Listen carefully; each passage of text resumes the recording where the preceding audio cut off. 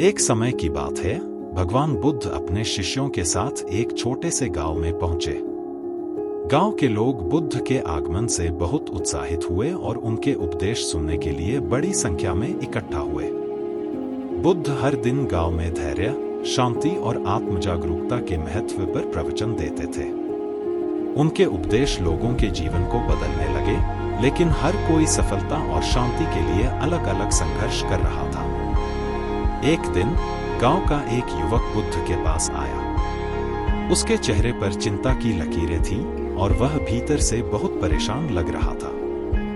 उसने बुद्ध से पूछा, गुरुजी, मैंने अपने जीवन में बहुत प्रयास किया है, लेकिन हर बार असफलता ही हाथ लगती है। मेरे सारे प्रयास बेकार हो रहे हैं और मैं अब थक चुका हूं। मुझे समझ नहीं आ रहा कि मैं क्या करूं। बुद्ध शांत स्वभाव में मुस्कुराए और बोले, वत्स, धैर्य ही जीवन की सबसे बड़ी कुंजी है।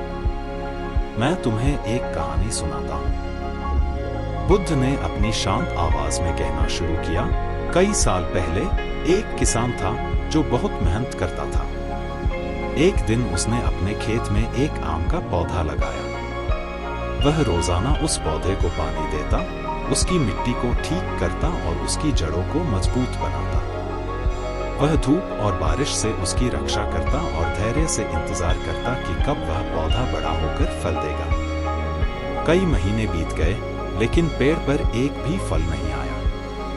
गांव के लोग उस किसान का मजाक उड़ाने लगे। वे कहते, क्यों इतनी मेहनत कर रहे हो? यह पेड़ कभी फल नहीं देगा। लेकिन किसान उनकी बातों पर ध्यान नहीं देता। वह अपनी लगन और धैर्य से पौधे की देखभाल करता रहा। कई सालों के बाद वह पौधा एक विशाल आम का पेड़ बन गया और फिर वह पेड़ हर साल किसान को मीठे फल देने लगा। गांव के लोग हैरान थे, लेकिन किसान ने कहा, जो लोग धैर्य रखते हैं और अपनी मेहनत से कभी हार नहीं मानते, उन्हें एक न एक दिन सफलता अवश्य मिलती है। बुद्ध ने उस युवक की ओर देखा और कहा, युवक, इस किसान की तरह ही तुम्हें भी जीवन में धैर्य रखने की आवश्यकता है। कभी कभी हमें अपने प्रयासों का परिणाम तुरंत नहीं मिलता, लेकिन इसका मतलब यह नहीं है कि हमारी मेहनत बेकार जा रही है। जैसे आम का पेड़ समय लेकर फल देता है, वैसे ही तुम्हारे जीवन के प्रयास भी समय लेकर तुम्हें फल देंगे। धैर्य रखो, निरंतर काम करो और विश्वास रखो कि सफलता अवश्य तुम्हारे पास आएगी।